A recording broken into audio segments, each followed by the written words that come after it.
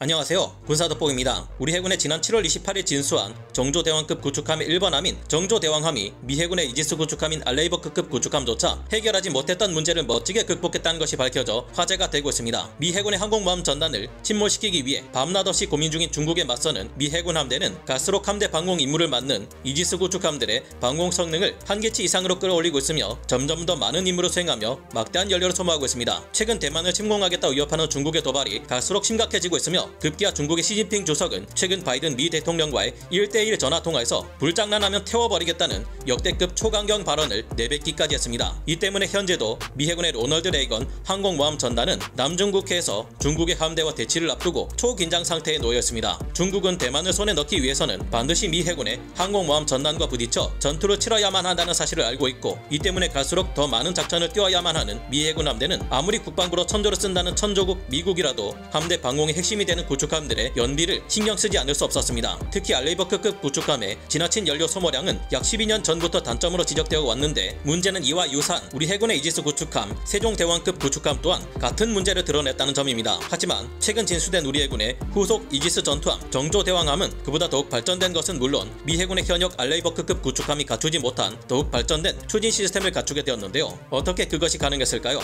전문가는 아니지만 해당 분야의 정보를 조사 정리했습니다. 본의 아니게 틀린 부분이 있을 수 있다는 점 양해해주시면 감사하겠습니다. 미국의 가장 강력한 전력으로 평가받는 10만 톤급 항공모함을 호위하는 알레이버크급 구축함은 4개의 LM2530GT로 추진되는 코가그 방식의 전투함으로 총 10만 5천 톤 마력의 출력으로 최대 30노트까지 가속할 수 있는 강력한 추진력을 가지고 있습니다. 하지만 이들은 연료를 너무 많이 소모한다는 문제가 있었는데, 어느 정도냐면 미 해군에서 이지스 시스템이 설치된 DDG-51급 이지스 구축함의 연료 소모량은 함정 전체 연료 소모량의 약 40%에 달할 정도였습니다. 그런데 이와 유사한 설계를 가진 우리 해군의 세종대왕급 이지스 구축함 또한 4개 가스터빈으로 추진되는 코가그 방식을 취하고 있었기에 가스터빈에 더한 디젤 엔진 방식을 채용한 KD2급 충무공 이순신급 구축함에 비해 무려 4배에서 5배나 많은 연료를 소모하는 문제점이 지적되었습니다. 국방비가 남아도는 미 해군마저 연비를 생각할 정도인데, 한정된 예산과 만성적인 인력 부족 문제를 겪고 있는 우리 해군은 더했죠. 이것은 우리 해군에게 큰 문제였고, 이 때문에 세종대왕급의 후속함인 정조대왕급 구축함은 반드시 연비 향상을 이뤄내야 한다는 우리 해군의 요구를 이뤄내야 하는 상황에 처했습니다. 하지만 요구 조건들 중 특히 연비 향상 문제가 발목을 잡아왔다고 하는데요. 그러던 와중 미 해군이 드디어 해결책을 내놓자 현대중공업 기술진들은 이를 예의주시하게 되었습니다. 미 해군은 극심한 알레이버크급 구축함의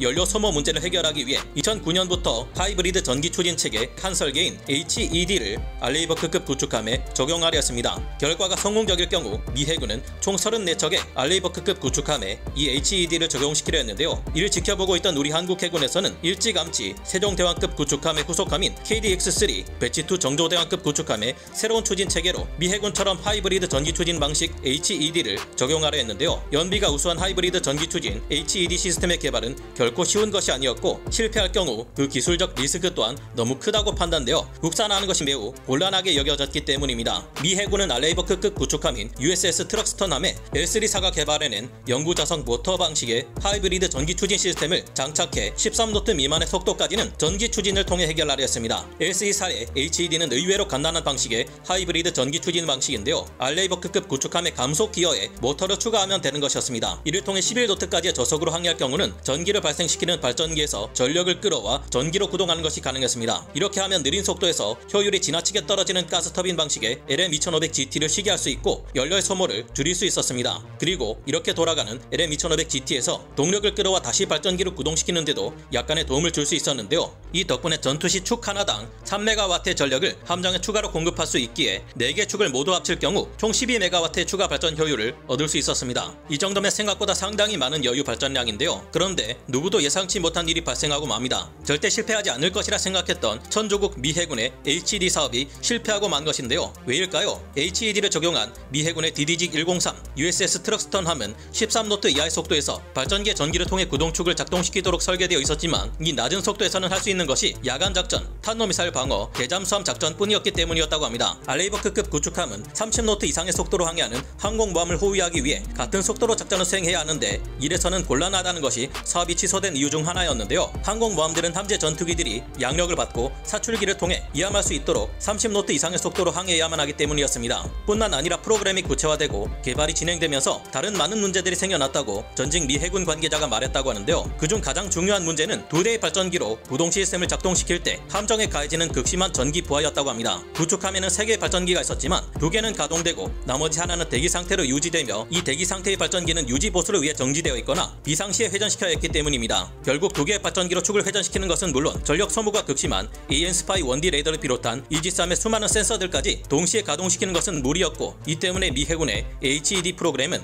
2018년 3월 취소되기에 이릅니다. 이 때문에 미 해군의 DDG-103 USS 트럭스턴함은 유일한 HED 방식의 알레이버크급 구축함으로 남아있는데요. 이 때문에 당시 정조대왕급 구축함에 미국의 HED 추진 체계를 적용하려던 국내 연구진에게는 난리가 났습니다. 이후 다른 업체인 롤스로이스 등에서도 정조대왕급 구축함의 새로운 추진 체계로 다양한 옵션을 제시했지만 이 중 무엇 하나 검증된 것이 없어 이를 채용할 수 없었는데요. 설상가상으로 당시 새로운 전기 추진 방식을 적용한 울산 원급 대구함이 지속적으로 문제를 일으키고 있기까지 해서 비난 여론 또한 상당했습니다. 이 때문에 2018년 정조대왕급 구축함의 탐색 개발이 완료되고 2019년이 될 때까지도 정조대왕급 구축함의 추진 체계는 기존 세종대왕급 구축함과 별다를 것이 없는 4개의 가스 추진 방식 코가그 추진 체계 그대로 남아 있었습니다. 이런 방식으로는 연비 향상을 기대할 수 없었죠. 그러던 중 2020년 이후 미 해군의 HED 프로그램을 진행했던 134가 아닌 G24에게서 우리 해군에게 솔깃한 제안을 해옵니다. G24는 한국 해군에게 영국 해군의 타입 45 데어링급 구축함과 퀸 엘리자베스급 항공모함에 적용되어 신뢰성이 증명된 새로운 전기 추진 방식 시스템인 코드라그를 제안했는데요. G24가 제안한 이 전기 추진 방식은 나름 신뢰성이 검증된 모델이었고 미국 해군의 HED와는 다른 모델이었습니다. G24는 2015년에 코드라그를 성공적으로 개발한 프랑스의 알스톰사를 인수했고 덕분에 우리 해군의 정조대왕급 구축함에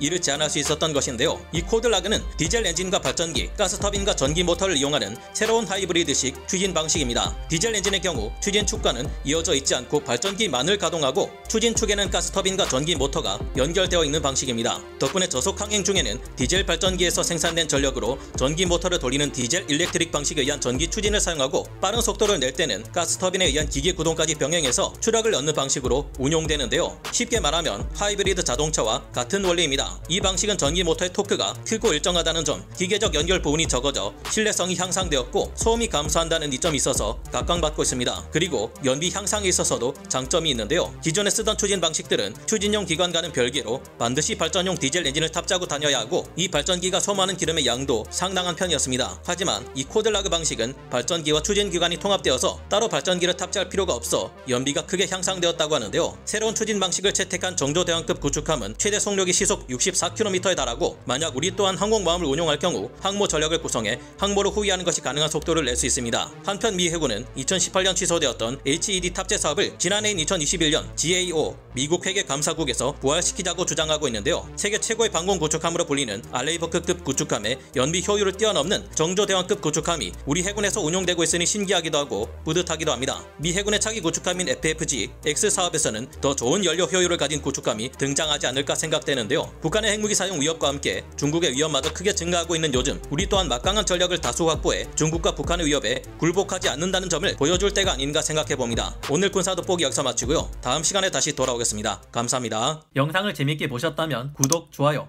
알림 설정 부탁드리겠습니다.